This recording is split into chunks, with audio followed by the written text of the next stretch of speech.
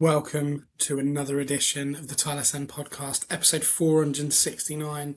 And as you will see, but not hear, I'm wearing sunglasses. Ross asked me why I'm wearing sunglasses today. Ben, why do you look like the sunglasses emoji right now? Because the hoardings around the pitch have rendered my eyes sensitive. Yeah. You feel like you've got you feel like you got a hangover today from being in the stadium last night. Do you know what's funny? Like, it's very foggy and misty here in the evenings in August because it's hot in the day and then cooler in the evening. And I wondered if it was mist on the field yesterday when I was watching from Royals TV. But no, it was a perfectly clear night, was it? Other than the blinding lights. It was brutal. Honestly, for about an hour after the game, every time I blinked, all I could see was Kellogg's on my eyelids. Other cereals are available, obviously, but it was Look, it was you searing. you've got to bring in ad revenue, and what better way to tell advertisers that you can really leave a lasting impression if you advertise at the Select Car Leasing Stadium than saying we will literally burn your brand name into the retinas of the fans of Reading Football Club. And what better way to do that than with the official cereal partner of the EFL? Do you? So, What's your favorite cereal? That's a question I've never asked you. I don't know if I've ever asked anyone that question, to be honest, though. oh, Do you like cereal? yeah, well, I do, but cereal's really bad for you. Like, cereal is really, really bad for you. Wow, Um, yeah, but it's nice. It's fun. It's good. I don't think you can beat a crunchy nut cornflake. Okay. That's a very But good the shout. thing I like that you guys gave me are those Reese's peanut butter balls. Oh yeah, those are good. The Reese's Puffs. They're really, really good. But it's basically by the time you finished it Yeah. all, and Do you you've want just got to? this like weird, syrupy, milky Yeah, peanut concoction in the bottom of your buttery. bowl. It's the best. Yeah. There's peanut butter in like nearly every American candy or chocolate. It feels like they're really, really into it. Do you want to know As something they should weird? be. Up here in New England, a lot of people call it like, the brand Reese's that obviously make peanut butter cups. A lot of people up here call them Reese's, and then so they'll call them like Reese's Pieces, and I'm like, but Pieces isn't a word, mate. So like pieces. Anyway, I'm just stitching my wife up on the podcast Who now. would do that?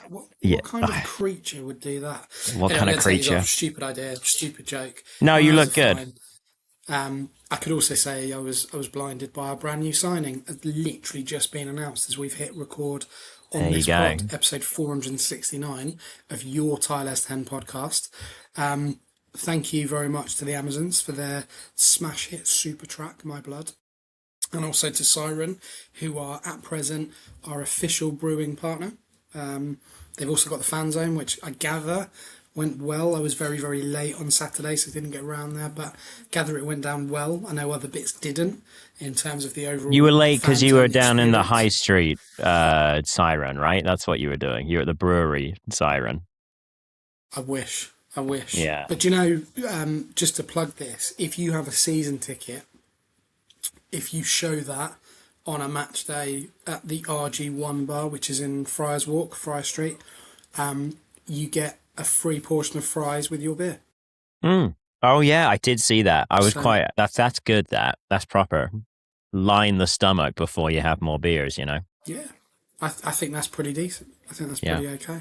I like As fries. far as deals go. So yeah, watch this space for more exclusive deals as we move forward throughout this season, which started with a loss at home to the Hatters, probably the worst nickname going. Hatters. What's the point? Stupid. Trotters is pretty bad too, because But there's I a mean, ring like, to it. yeah.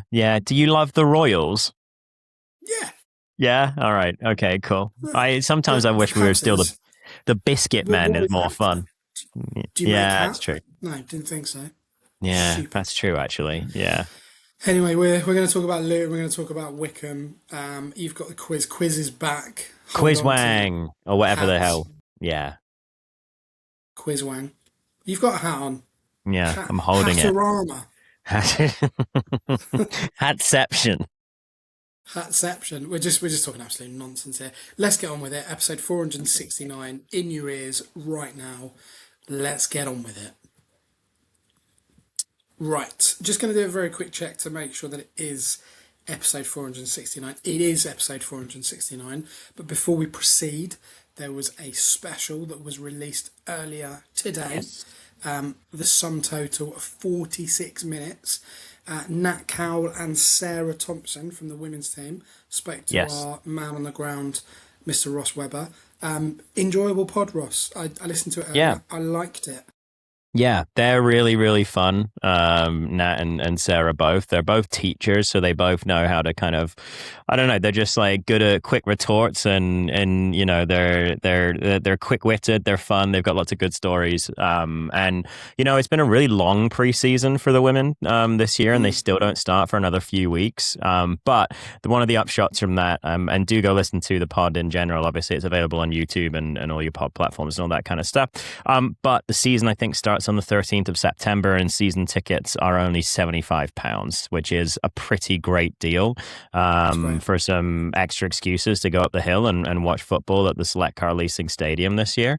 And it's a Women's World Cup year, right? So go and support women's football. And, you know, like this is obviously more grassroots than, you know, what you'll be watching next summer. But yeah, like I said, Nat and Sarah, both really, really great. I'll shout out that Peter was on that podcast as well. Yeah, great as well. Fantastic. Continues to be excellent. Would you like to hear a fun story about Peter this weekend? Yeah, go on. And I hope he won't mind me telling this story. So I apologize, Peter, if I'm stitching you up. But the game this weekend, the preseason friendly that the women played, was behind closed doors. And of course, that's a nightmare for Peter and Alison, the club photographer, if we might as well call her at this stage, because they go to all of the games. Turns out Sarah Thompson, who obviously we spoke to the other day, she was able to blag them into the grounds by telling whoever it was at security or whatever that they were her parents. So quite quick thinking there, which you'll see on display in this interview. And Peter still got to get into that game, which Reading scored 6 goals in again. So again, if you want to watch free-flowing football at the Select Car Leasing Stadium, and a league that is being invested in as well, go and check that out. £75 for a ticket is pretty for a ticket. It's pretty great. Another cracking job by Peter and Ross getting that pod, you know, in the books, and very, very proud to be. Well, aside from the Reading FC women's media department, to my knowledge, the only media outlet associated with the club, unofficial or not, that actually shines a light on the women. So really, really proud that's gone out. Really, really good insight into just being a football player, whether you're one or not. It's cool. It's a good little insight. So give that a listen. We need to talk about Luton, because obviously I know we've been avoiding this. We're 8.5 minutes in and we haven't wanted to talk about this yet, basically. No. I mean, where should we start? The game itself was an interesting one. A lot had been said before the match around all the improvements and everything that had gone on in the stadium over the summer. Didn't see that personally. Yes, my seat was a little bit cleaner. Couldn't kind of get in the toilet that I normally use. So a little bit. No, shut. Just had a black thing that said, "Don't use this toilet." Jesus Christ, mate! What kind of state did you leave that in at the end of last season? Well, this is it. This is it. So you know, we're not going to dwell too much on all the kind of improvements that have or haven't occurred over the course of no, let's talk football. Off-season. But on the pitch, I started very, very poorly. Conceded a goal that was basically from a distraction that a lot of people felt around me, but also on the pitch should have been a foul. Ref didn't give it. We were sidetracked. They ended up capitalising on that, like all good teams should do, really, if there's disarray in the opposition team. And then from that moment, it became the Marriott show. First goal was probably my favourite, where he just absolutely cleans out the goalkeeper. You don't see give him a that proper lot. whack. And again, You could argue that that was a foul as well in favour of the goalkeeper, but wasn't Yeah. given. He then got another two, and at 3-1, Ross, we were flying. Yeah, yeah. I think it's actually though. While you pause on that real quick, like you mentioned, it could potentially have been a foul on the goalkeeper there. I think that there's a world in which Lisby is pulled up for a foul in the build up to the third goal as well. So I, after the game, was able to isolate Luton's second goal. I know I'm jumping around here, Ben. I just wanted to make this point before we get into the match analysis. But I kind of like if you pause, the match highlights that you can get on the on Reading's YouTube page right now, you can see that the Luton player is 2 yards offside for their second goal. But as Ben has just said there, and as I mentioned about Lisby for the third goal, I think that there's an element of luck about a couple of the goals that Reading scored, maybe all three of the goals that Reading scored in this game. Jack Wilshere was losing his mind just before halftime and got himself booked. Did you see they're filming them in the changing room? By the way, like proper Mikel Arteta. They're all trying to do it now. He's a poor man's Aaron Ramsey, and that's all I've got to say about Jack. Yeah. That's a really good. That's a great insult for Jack Wilshere specifically. It's a good insult in general, but that's a fantastic insult for Jack Wilshere. Anyway, I digress. So Jack Marriott, like we spoke about all this summer, like wow, he's probably not going to come back and immediately continue to outscore his XG like crazy, because that would be very, that just doesn't happen normally. You tend to regress to the mean after a little while. And yet he did, didn't he? He's got a knack for sniffing out when problems are developing. Like, we just started the high school season. And so we've got some older lads coaching. I'm coaching right now, which is good. And with them, you can start to talk to them about, okay, well, these are the triggers that, like, if you spot these triggers on the field, like a loose touch or like a pass that's been forced a little high, so it's going to be hard to control, or something like that. Like, these are the triggers that we'll use to tell the players when it's time to press and when it's time to like stay back and save your energy a little bit. And Jack Marriott just has he just has a sixth sense about when it's time to go, and when it's time to just kind of stay. Like he's just really, really good at vibing off those kind of little mistakes that get made every single game. And obviously, Lisby with his performance kind of gave that. I don't remember who the left back was for Luton, who was having such a tough time, or the left centre back maybe. But they just forced a lot of mistakes out of them. The goalkeeping a little bit suspect for the second one for Marriott. But again, like if you don't shoot, you don't score. He's easily the best finisher for Reading right now in a team that desperately needs good finishers. So match ratings on like FOTMob and SofaScore and all that kind of stuff are silly. Like they're not silly. They give you a good idea of like the basics, but like they're only like a rubric. They're not like the be all and end all. But his right now is sitting at 9.6 for the season, which is quite funny. So he was well rated in this game, but obviously he had to come off after 65 minutes. Is not fully fit yet. So, what did you think of Marriott's performance? Kai Naismith is the one you're thinking of, left back. Naismith, that's the one. Yeah, he had a torrid afternoon. Yeah, he wasn't good. I thought when the first goal went in, Luton's first goal, that is, I thought this is going to be difficult now. But to be fair, it took them 2 minutes to equalise through Jack Marriott, and that for me was a real positive, because we didn't sit back and we thought, actually, very little time has passed. Just go and do what you need to do, and they did that really successfully. I thought he was excellent. I really, really did. I thought Lisby was absolutely fantastic.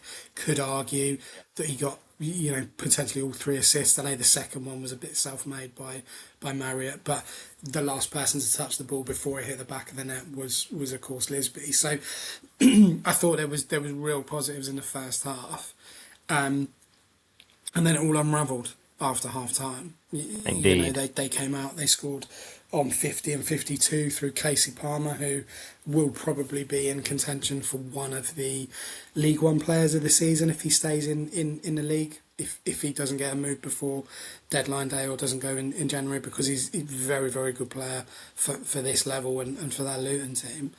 Hmm. And then, of course, the old black dog turned up in 96 minutes in terms of actually being, that constant reminder of negativity and mentality for the club. Yeah. Through could you, I think you say, again, really, really nice finish from him in terms of the composure and the way they work the ball. Little bit of luck potentially in the build up, but we Definitely a were little just bit a of luck. mess at that point, and it is, I refer to it as the kind of the black dog. It just doesn't seem to leave us. It's just there all the time, and in any game that we play, there is this incapable element of this football club at the moment to just see out games.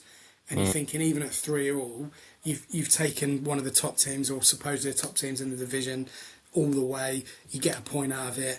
You're going to be happy with that in terms of being 3-1 down and not really being in the second half. But yet again, Ross, the concentration defensively means that Luton walk away with all 3 points. Yeah, I think also, bro, that this was a rare. I think for me, like this game came down to a few players individually didn't have great performances, because I think that overall the game was pretty even. I thought that like this is probably a draw. Looking at the overall flow of the game, and obviously they were able to seize a large amount of momentum in the second half. I think that fitness ran into it then. Like we've already said, that Marriott had to come off, and so we couldn't keep attacking with that forward line. I think that I was a little bit concerned by Ben Ward in this game. I thought he struggled a little bit. I know. I think Alex or whoever or someone else at the Tilehurst end was more concerned about Porty in this game. I was a little bit concerned by Ben Ward, but it was his first game back after being out for quite a while. So we'll see how that goes.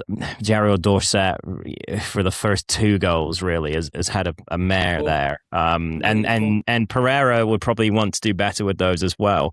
The game for me has come down to finishing, right? Like we've had more shots than them. We've had the same number of shots on target. The expected goals is basically the exact same, but the expected goals on target, so like after the ball leaves the foot of the player, like how dangerous is the shot, how likely is it that it goes in, that was much higher for Luton than it was for Reading. So we're creating a similar amount of chances in similar-ish spots, honestly. But once we actually get the chance to finish, the only person in the team who is finishing with any kind of consistency right now is Jack Marriott. So I don't know whether that's, they need to work on their ball striking or whatever, but they need to finish their chances when they get them, because if Luton had chances to score 4 goals in this game, so did Reading. There were still chances in the second half. They still matched Luton for shots in the second half as well.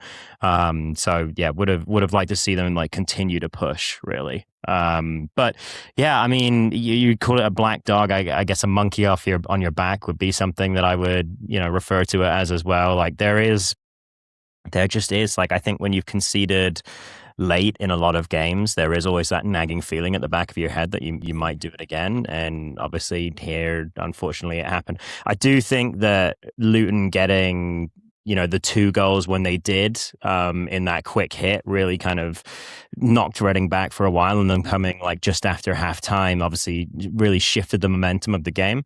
And that led to a large, a long period of the game kind of being played a lot in Reading's half. And that would get tiring after a while, but that's something that Liam's got to fix, obviously, midway through the game. I think it's interesting you mentioned Ben Ward, because I think he's got away with one actually in the aftermath of the game. When you look at that back five, the only one who's really coming out of any credit is probably Dokes on the right hand side. Yeah, I think there was a lot of criticism, rightly so, of Dorset. I thought he was terrible. Oh, you're including, when you say 5, are you including Pereira? Yeah. Thank you. Sorry, I just wasn't sure if you're saying suddenly we're running a back 5. I was like, well, hang on a minute. I'm not sure if I saw that. I think Paulie was pretty awful as well. I don't think he was really helped by his goalkeeper, because I think I said in the video afterwards, but there were times when it looked like Paulie was actually going to kill Joel Pereira in terms of lack of communication and lack of, I don't know what it is, confidence, ability, I'm not sure, but just to come out and get these balls, really. Luton were very, very active in and around our box, and Pereira just needs to be quicker just to snuff it out. But I agree. I thought Ben Ward was pretty poor. So the difficulty there is that you look at it, and we'll talk about Wycombe in terms of the lineup in a little bit in terms of the cup game that's just gone. But it's very, very difficult to look at that defence at the moment and go, I've got a lot of confidence. You know, there are individual components within that defence, but collectively, for whatever reason, it feels a little bit like we've gone from a defensive thinking side, even though we weren't on paper in terms of getting those results, to chuck everything at attack, fine, not a problem. But now the defenders have forgotten how to defend. And that's a real concern already at this point in the season when we're looking at three competitive games in and only one in the league. So I agree. I think Ben Ward's got away with a real one there, because a lot of the attention was on, you know, Dorset and O'Connor in terms of that experience, in inverted commas, if you like. And then you look at the midfield. You know, Lewis Wing and Andy Riddle-Motor had literally, they look like competition winners on Saturday. They really did. I mean, there was that point where I'm not convinced on. Sorry, Ben. I was going to say I'm not convinced on Rhino Wing. Yeah, but sorry, you carry on. No. Well, no. I mean, I thought he had a terrible game. I really did, and the pair of them together just they did look like they were massively out of place. They like they just met, you know, a couple of seconds before they rocked on the pitch. Lisby, I thought was great. Josh Stokes, I thought was good as well. Really, really positive. I thought he linked up reasonably well with Jack Marriott. Lisby, obviously, next to Jack Marriott any other day, Lisby's getting man of the match for me. I thought he was very, very good and very direct. And then we've got your man, you know, Special K, who was anything but on Saturday. But you tell me about your midfield choices, because Savage has to come back in for me. He really does. But I'm going to say that. Yeah. I was going to say you're going to say that, and they didn't look, you know, incredible against Wycombe last night. I mean, they looked okay, but anyway, I digress. Rhino, I thought, you know, like he wasn't. I didn't think either of the midfielders were excellent. I didn't think any of. I mean, if we're including Portian, I didn't think any of the back seven were incredible. I didn't think Stokes was that great either. To be honest with you, but I thought that Stokes kind of got caught in between his roles, in that he was like out of the, like they went and they always like press in inverted commas in like a 4-4-2 sort of shape, and so like Josh Stokes spent a lot of time just kind of like wandering between the position he was meant to take up, you know, at you know, during the out of possession stage, and then like coming back to try to do something creative. He only had 22 touches in this entire game, and he was on for over an hour. So he just looks a little bit lightweight. You know, he was struggling to kind of win challenges. Like if he did manage to get there, he was dribbled past 3 times in the game. So I'm not super surprised that this new kid, Earthy, has come in today, who also appears to be an attacking midfielder. Because I think there's still, I'd almost play Jacob Brown there right now if you're going to have them move into that 4-4-2 shape out of possession a lot of the time. I know the Luton Town fans were cheering when he came on, because they were, you know, not exactly fans of his last season. But I think, to be honest, like, when push came to shove in the second half, I don't think any of the players massively were able to take the pressure off Reading. You know, like I don't think anyone sees the game by the scruff of but its neck. I think there is a debate to be had about the captain, as we've mentioned many times before. Lewis Wing is definitely not a loud vocal leader. I think it's clear that is delegated to the vice captain Joel Pereira, but Joel Pereira is now having communication issues at the back, right? So like that's causing problems too. You've got 2 guys who used to be captains right next to each other in the team, in O'Connor and Dokes, and so like there's no clear central communication pillar, you know, when things get tough in games right now. Like, you know, we've gone into halftime with a really strong lead, and we've thrown it away within 8 minutes, you know, and that's something that, yes, Liam's got to find a way to adjust, but also the players on the pitch have to take some responsibility there too. I think we said it last season. One of us said it. I think it might be me. I don't think Lewis Wing is captain, but I think calls for him to be dropped are a little bit premature based on one-off game. You know, how many times has he Has he got us out of jail with something? But Well, you know, it is clear to me that the partner that he has is really really important. And when you look at the success that him and Charlie Savage have had previously, I just I just don't think that Renamotor is the one in terms of that role. And I do like these players as a collective. You know, I don't think some of them are particularly good, but I really, really do like this group. There's not anyone that I would look at and go, I really don't like you. You know, that there are a lot of positives about this team in terms of the personalities, but I don't know if you are someone who's saying, well, Lewis Wing shouldn't be captain, what is the alternative then? Because yeah. you can't give it to Joel Pereira based on his current form. You can't really give it to Dokes, who looks very, very accomplished in the games that he has played for us so far, because that would be very, very difficult. That's a difficult decision to justify to the players. Yeah, Hmm. this guy's been here 5 minutes, but we're going to give him the armband. He's shown Very, more very difficult to leadership than do. you've shown in the entire 9 months I've been here, Yeah, sadly. and Yeah. that's a really difficult decision to square off today's players. Yeah. So I think calls for Lewis Wing to not be captain are a little bit premature at this stage, Yeah. because if you're saying, well, you're not captain, you've got to drop him completely out of the team altogether. I And think, and Liam is not going to be prepared to do that, and I don't think the team would be able over the course of the season to survive without Lewis Wing being in the team. yeah. I think also, like, it's worth noting with anything to do with captains, right? Like, what we see on the pitch for those 2 hours Exactly. is a very, very small percentage of the time that the players spend together. They're in group chats together, always chatting. They're going to like team meals and things. They're going to training. They're together all the time. They're colleagues, right? Like they see each other all the time. And Lewis Wing is not a yelly, screamy, shouty type on the field. And I think that Reading need to find out who that is. I think one of the comments I would have that's positive about Savage is that he is actually that kind of guy. He talks on the field. He's got that personality. But the thing that Lewis Wing may be is, like a training ground monster. Like he might be the guy that sets standards and things like that on the training ground, for example. He might be the kind of guy that you can go to if you need to talk to the manager. He may be very good as a kind of like halfway post, a sounding post for players. And those are all important things as well. Maybe he's just really good at organizing team dinners. Maybe everyone loves going to ZZ's with him, Listen, maybe that's like it. But Matt, that could be it I too. I would. Sorry, Ben. I just wanted to finish. The thing I would yeah, say though is that if you want to say it's a training ground thing, like, well, the players often don't look fully fit for large periods. Like they can't sustain a 90-minute effort. Is a large part of the problem. So anyway, yes, ZZ's that's not a Lewis Wing captain thing though, is ZZ's. it? That's a sports science Yeah, it conditioning is, but thing. I That's think not. also like if you've got a captain who's setting the tone in practice and who's showing like this is the level that you have to be at in practice every single day, like in terms of like the energy level and stuff, like that sometimes goes some way with the fitness. Well, yeah, but also you got to look at longevity, and Lewis Wing hasn't missed a game for ages.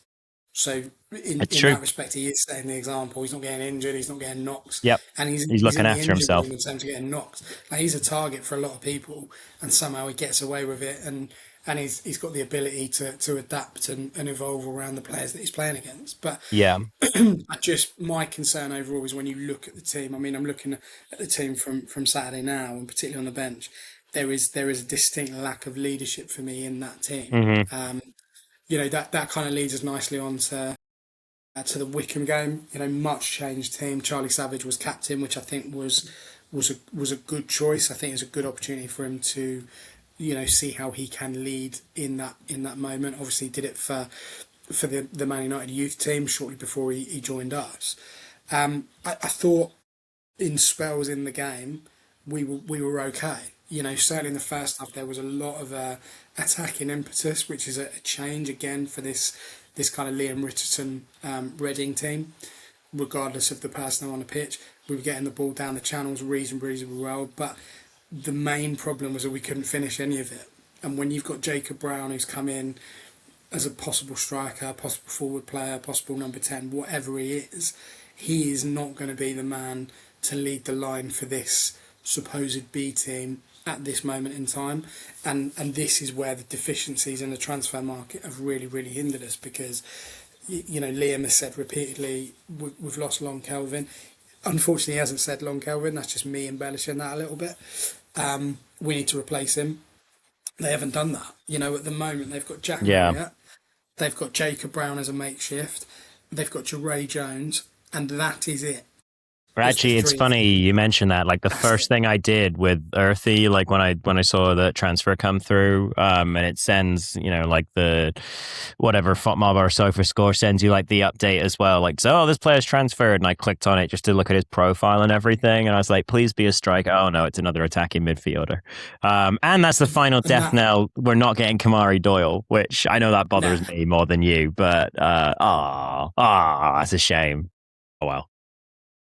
And, it was a good opportunity for these players to really grab, particularly the attacking impetus. Defence, as much as we would probably be reactive and say it's all got to change, it's not. It's going to be the same defence for Saturday against Wimbledon, with the possible exception of Hayden Roberts, who Yeah. got through about 65 minutes work.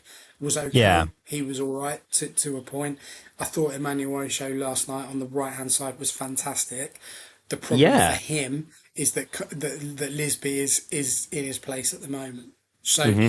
the players that played well, unless something incredible happens over the next couple of days with injuries or viruses again or whatever, they're not going to get in the team. So, Yeah.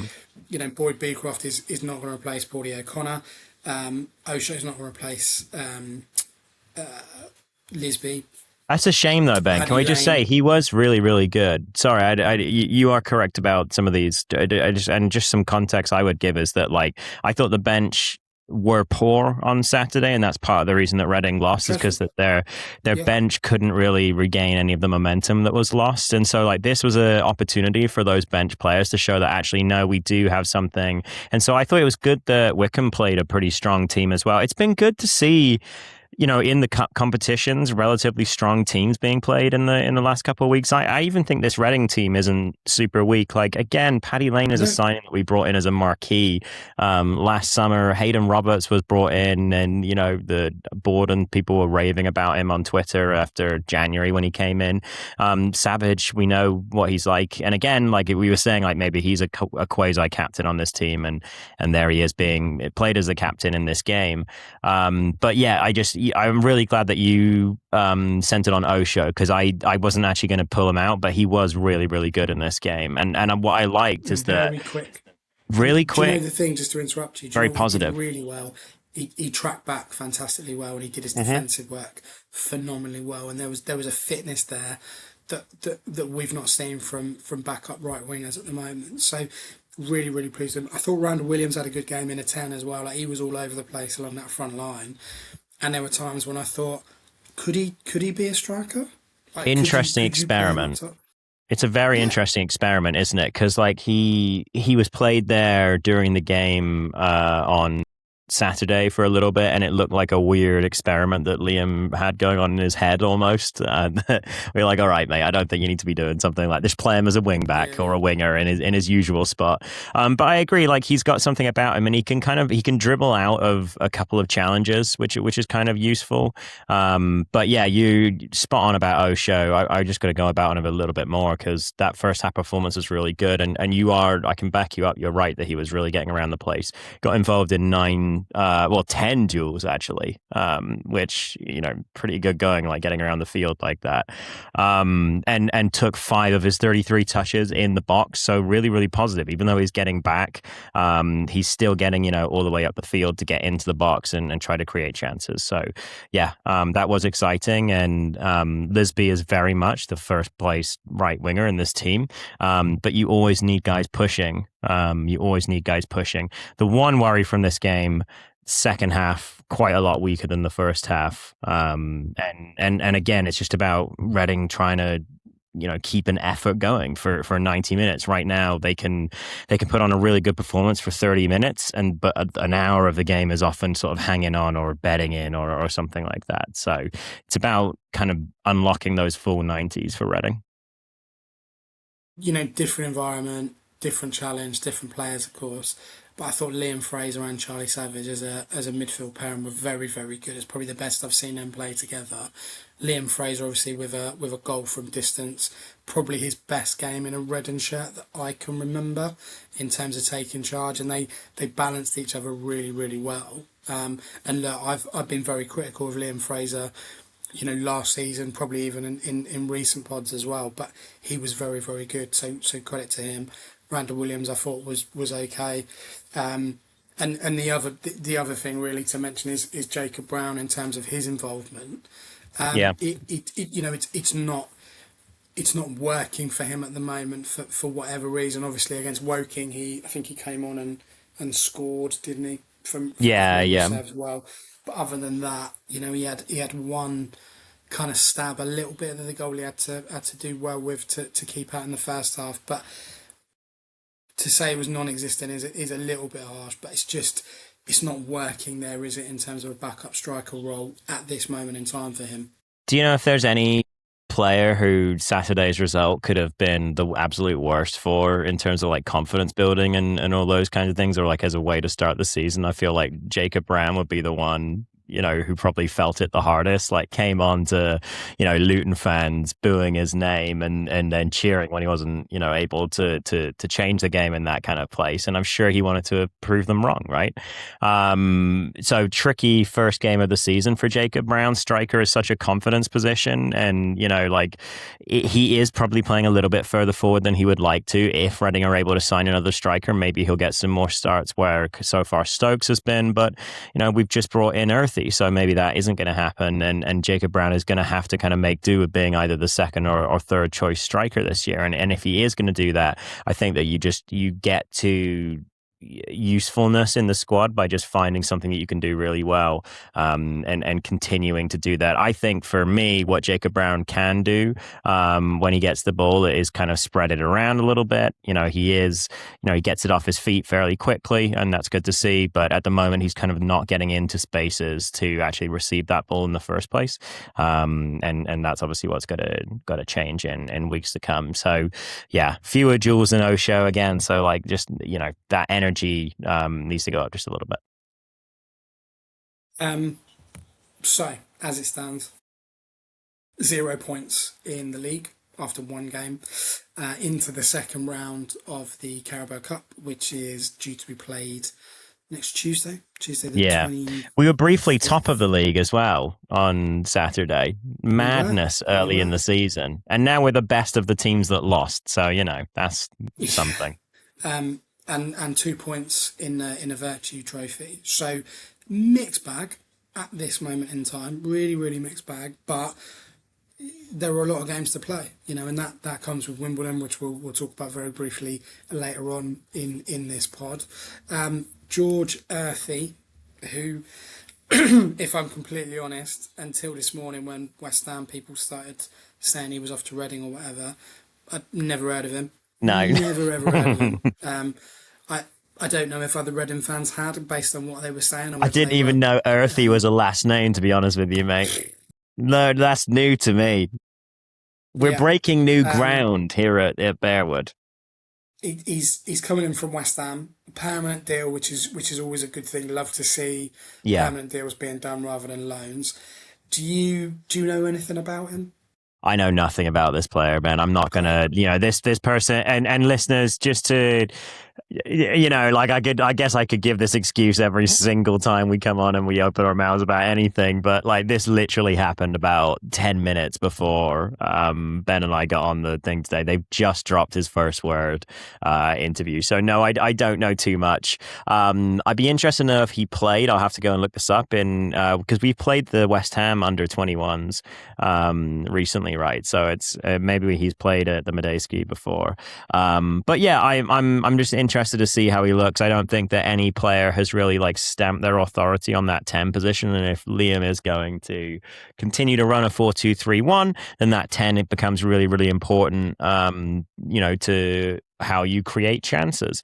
I think that Lewis, Wing, and Rhino, part of on Saturday why they didn't get on the ball quite as much as they have in recent years. Partially that's because Luton were quite happy to have the ball, but partially that was also because Reading now have this very clear way in which they want to build into the channels and into the half spaces to try to free up Lisby or Chirwa to run at defenders, and that doesn't require as much central midfield play.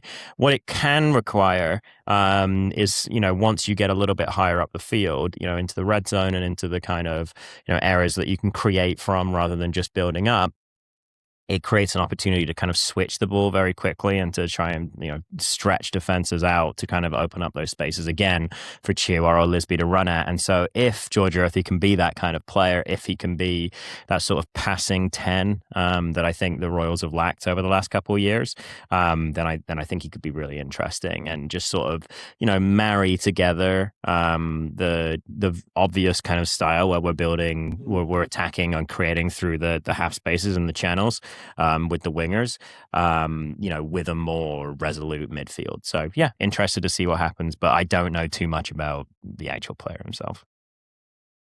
Don't know why I didn't mention that earlier. One thing I do know about George Earthy is that he made 40 appearances in all competitions, scoring 3 times, and picked up the Supporters Club and Trust Young Player of the Year award while he was on loan at Bristol City.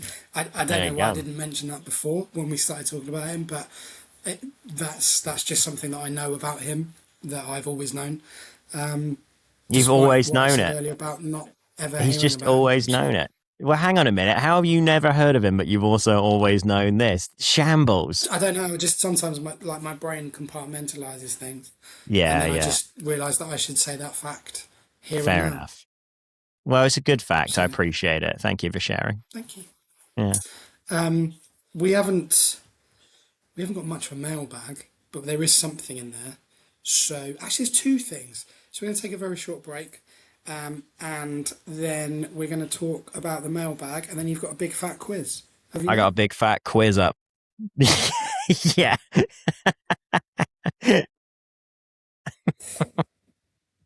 Oh God. Right, we'll be back in 2 shakes of a lamb's tail. Goodness me, welcome back to episode 469, full of innuendos and facts about players we've never heard of. I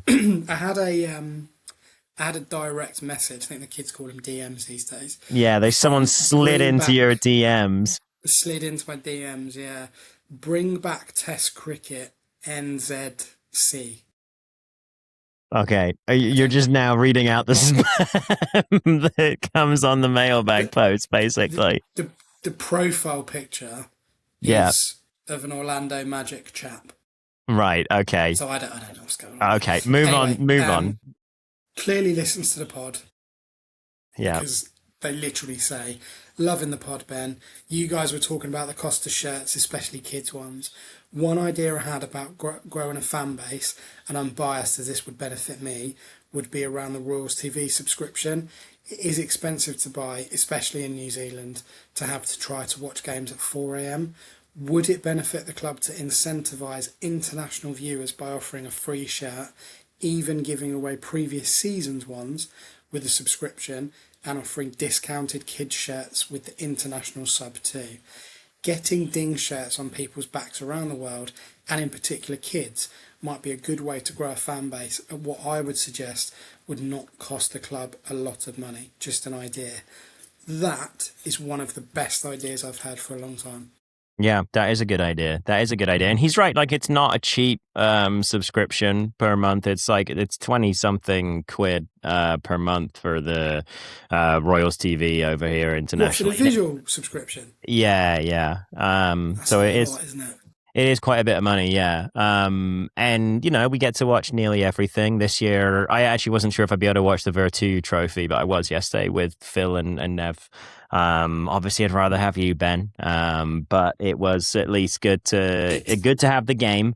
I thought for the EFL trophy, they could bring out the B talent, but clearly your phone didn't ring, for this one. No, anyway. It didn't. It's a good idea. To be honest, I think someone said that Nev described one of the penalty takers as calm as a cucumber. I was Nice. Harry. It was Harry in his match report. It was really Yeah. good actually, that match report. Someone told me. I read it. Stupid. And I was like, even I wouldn't have thought about that. Calm as a cucumber. That's Yeah. amazing. Yeah, that's good. Cool as a cucumber, right? That's what it would be. The thing is, right, like I as somebody who's like constantly talking on the internet about doesn't matter, who's just constantly yapping, like I'm always flubbing audio and Yeah, stuff yeah. like that too. So I can never criticize too hard. But yeah, good idea on the shirts. Thank you It is a good thank you idea. for And that message. they really are expensive. Like, They obviously, are my expensive. son's kind of eyeing up the shirts this season because his size will just have select car leasing on, Hmm. which is quite cool.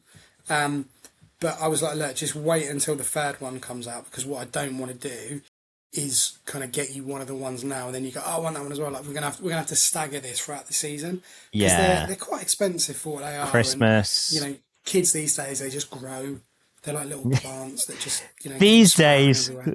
yeah, you These and days, me, we're the same height we've been since we were 10, you know, like I've been, well, actually, I have been 5'7" for a very long time. But yeah. anyway, But yeah, that is a really really good idea. I like that a lot, and I think there is frustration at the moment with the shirts and the fact that all the ones from last season are still full price, which yeah, I that's think is silly. I think is mad.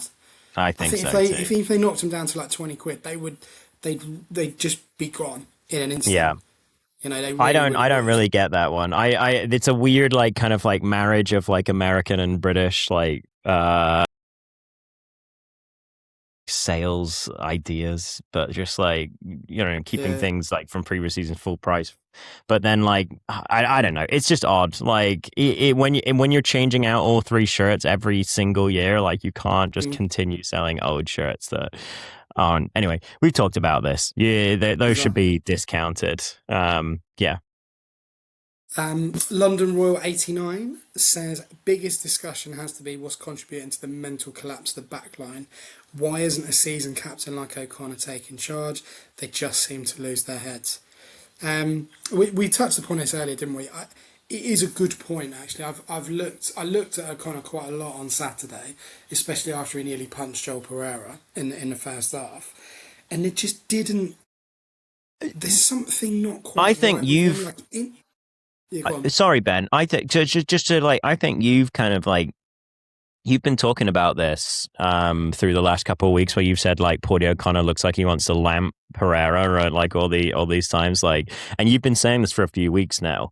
And I actually think you've sort of semi accidentally poked at what is the issue with the mental collapse, in that I don't think the players feel fully confident with the keeper right now. And whether or not that's right, it does affect, how you choose to defend. My men's league team won their game last night, and they kept a clean sheet. They won Oh, it don't one show nil. off. Yeah, I know, and they won it 1-0. It's great, but the defense came off afterwards, and we had a different keeper for this particular game, just because our usual keeper wasn't in the game, and the defense that came off afterwards, and they just mentioned like, hey, this guy's talking all the time. Like, I just know what to do. I know what's in behind me the whole time. Like, I know when he's coming and when he's staying, and all these kinds of things, because he's constantly talking, and that kind of stuff does matter. Just like having that quick relationship between you and the keeper, because that space, in behind you, that the opposition is constantly trying to run into, that Jack Marriott feasts off that space in between the keeper and the last defender. Yeah, yeah. It's really, really important that get governed properly, and that's often done through communication and timing. So I think that you're kind of partially on the case of why Reading keep mentally collapsing. I mean, being a centre back is hard work, right? Because your view of the pitch is so narrow, and your channels are so narrow. If you're fullback, and I used to love playing fullback. You have a bit more of a kind of an angle of vision in terms of seeing a few more things around you. But if you're a Hmm. centre back, you're literally facing forward or back. That's it. You're just doing those kind of 45-degree, 90-degree turns, and it's really really difficult if you don't trust the guy behind you in goal. So there is an element there, and I will be interested to see it, and I think it's highly unlikely. but whether or not the club choose to bring in another goalkeeper, because as all right as Jack Stevens was against Wycombe, you're not going to trust him, to be honest, to be a League One goalkeeper.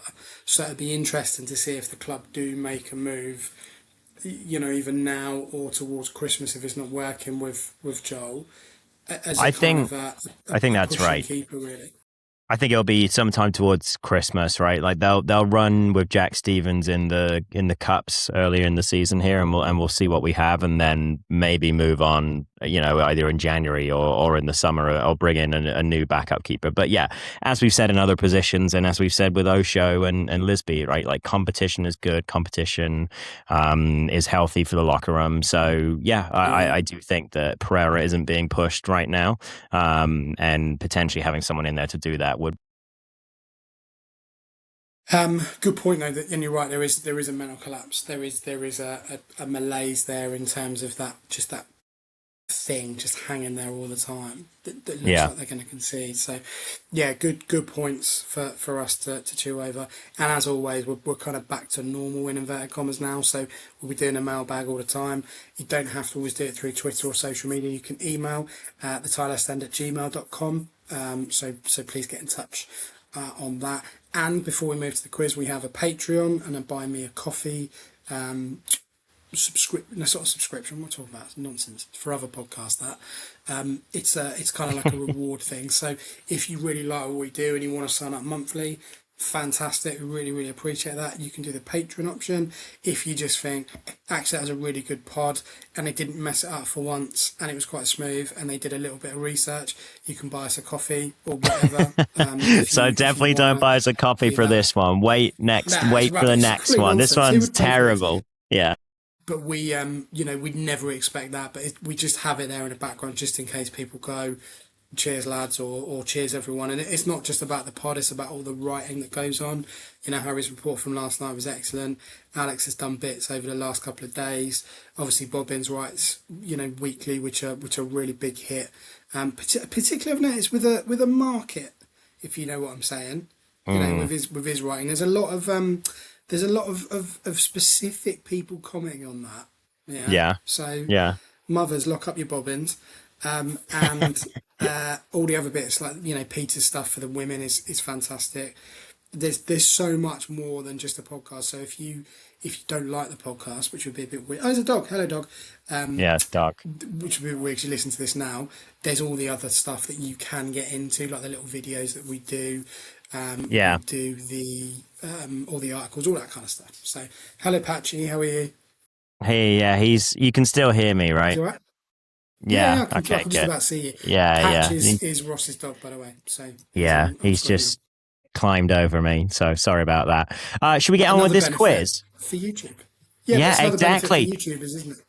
That's why you've got to get on the YouTube. You can see the dogs. I don't think we need a break for this quiz. Let's keep this in the casual corner that the mailbag was today, and not because I need to run off to high school practice in 20 minutes. No. So, opening day, Reading are not the best team on opening day. Ben, how many in the last 10 years, how many opening day victories do you think Reading have had in the last 10 seasons? This isn't the quiz. 2? Yeah, 2 is actually spot on. 2 is spot on. Can you name them? This is also not the quiz. This isn't the quiz? No, this is just me polling you on random stuff now. 2 wins in the last 10 years on opening day. Can you name them? It's okay if you can't. I can give you the answers. I feel like Colchester might have been one. Okay, no. So I'm just going to give you these. We'll be there for hours. All right, hasn't happened. 92 and plus an extra 30. Yeah, right. Yeah, and then just a bunch of teams that are in the National League now. So in the last 10 years, Reading have won 2 opening day fixtures. They won 2-0 at Derby in the COVID season. That was Paunovic's first game. Ovia Jaria, I think with both goals. No, with 1 goal that day. And Lucas Schwell with the other. But the last time that Reading won at home on opening day in front of fans would have been 2016. Reading with a 1-0 win over Preston North End that day. So, Ben, 2016, first day of Jaap Stam's reign as Reading manager. Can you name, with only 3 outs, the starting lineup from that game? So 2016, Reading 1, Preston North End 0. In a season where we go on to finish third, can you name the starting lineup? So here we go. Let's see if we can cross these off. And listeners at home, obviously, so play along. 2016, so Jaap Stam. So Yeah. It would have been Al Habsi in goal. Yep, that is correct. Al Habsi was in goal. McShane would have been involved. Let me check here. Yes, Paul McShane was involved that day. Booked in the 36th minute. Chrissy Gunter, baby. For that, this is why I picked this one. Honestly, is because Chris Gunter was involved. Chris Gunter, yes, he was on that in that starting lineup. And then left back would have been. You've got 3 Obita. so far. Jordan Obita is correct. Very good, very good. So you've got 4 so far. So you've got Al Habsi, McShane, Obita, and Gunter. I need to come back to the other centre back. Don't know who Yeah. that would have been. Yeah. Well, remember it's Jaap Stam era, so all the Dutch boys. So Danny Williams. Is that an answer? Is that an answer, Danny Williams? Yeah. Yep, Danny Williams is correct. So you got 5. John Swift is correct and was the goal scorer on the day. So that's very good. You've got 6 of 11 now. Gareth McCleary. Gareth McCleary was in the team. Very, very good. Yeah. You've only got, let me check here, and these are tougher for sure. 1, 2, 3, 4 left to do. 4 left. So let me just think about. So who would have been on the left? So Jaap Stam left would have been Roy Behrens. Roy Behrens. Correct. Very good. I'm impressed that you got that one. Honestly, I'm quite impressed that you got that one. The other centre midfielder. So you've got 2. You've got a midfielder. You've got a forward, and you've got a defender left. I was going to say Budvarsson, but he didn't come till later on, did he? He did not. Budvarsson is not. Budvarsson is not in this lineup. Let me just think about it. So centre back. I don't know. Stupidly, I don't know if he played. Joey van der Berg would have been involved because it was correct. Very good, very good. So Joey van der Berg was the other centre back. So you've got a forward and a midfielder. Can you get the whole lineup? Here we go. And we're counting Bodvarsson as a miss. Here we go. Listeners, have you got all of these? I don't know who you don't know. Genuinely don't know who would have been 2016 up front. I'll give you... I can't even think of a clue for one of these because he's so unremarkable. The neck tattoos. Oh, you're on the right train. I can't remember his name. Okay, I'll give you that. Yeah. Wasn't he like Latvian or something? Yeah, Dennis Rakels. I think he was Polish, maybe. I maybe saw him score against right. Swindon in pre-season friendly as well. That's a collector's item, that Dennis one right Rakels, there. That's the lad. And then centre midfield, I'm lost. I can't think. Clue, he didn't play. He had good spells elsewhere, but he didn't play very well for Reading. That could be anyone. Yeah, I know, right? And Sonny Aluko was not in the team at this point. Listeners, can you get the last one? I'm just trying to think. So 2016, who was involved? Last one. Here we go. Don't know. All right. So you've done pretty good. I'll say you've got 2 outs. I'll give you Dennis Rackles, even though you called him a skinhead. So you've got Ali El Habsi, Chris Gunter, Joey Vandenberg, Paul McShane, Jordan Obita, John Swift, George Evans in midfield, and Danny Williams. So George Evans, Okay. good spell at Wolves, came to Reading, did absolutely nothing. Dennis Rackels, as you said, Roy Behrens, and Gareth McCleary. Yaku Mate was on the bench that day. He So was, that's nice. I remember he Yeah. didn't start that game. Yeah, didn't come on. Jan Kermorgant came on. Callum Harriott came on. Lots of nice Reading, So he went mid-10. with Dennis Rackels over A season that ended in third. Yeah, a season that ended in third. And obviously Kermorgant would win his place as the year went on. But very good. You always do better than not better than I think, but you always do. I always think the quiz is going to be harder than it is, but that's good. Maybe the listeners are getting it all right every single week. Was you, the Finnish goalkeeper on the bench? Yes, he was. Antti Jakola. Yeah, exactly. He didn't last very long, did he? Is he not? I thought he was the one that was around forever. Oh, yeah, you're right. Yeah. I get him mixed up with, we've had a couple of Icelandic keepers in recent years. So anyway, very good. He had Van der Berg over Jake Cooper. That's crazy. Yeah, I mean, I wonder why Jake Cooper left Reading, sitting on the bench, not getting a game, watching Paul McShane run around. Yeah, it's good people. Yeah, so. Fair play. Well, that's good. I enjoyed that. I love the quiz. I love the quiz wang. It's decent. I like the quiz wang too. Yeah. Give us a name for it and we won't use it. But please keep sending your names in because I just like hearing new names for the quiz every week. The quiz that changes names. That's pretty much it from us. Just to say, obviously, we go to Wimbledon, 3 p.m. on Saturday. If you are travelling from Reading and you are using public transport, the best thing to do is to go to Paddington and then 26 minutes on the district line to Wimbledon something. Is it Wimbledon? This is a new feature, listeners. It's called Ben's Travel Tips, which is ironic because he doesn't go to away games.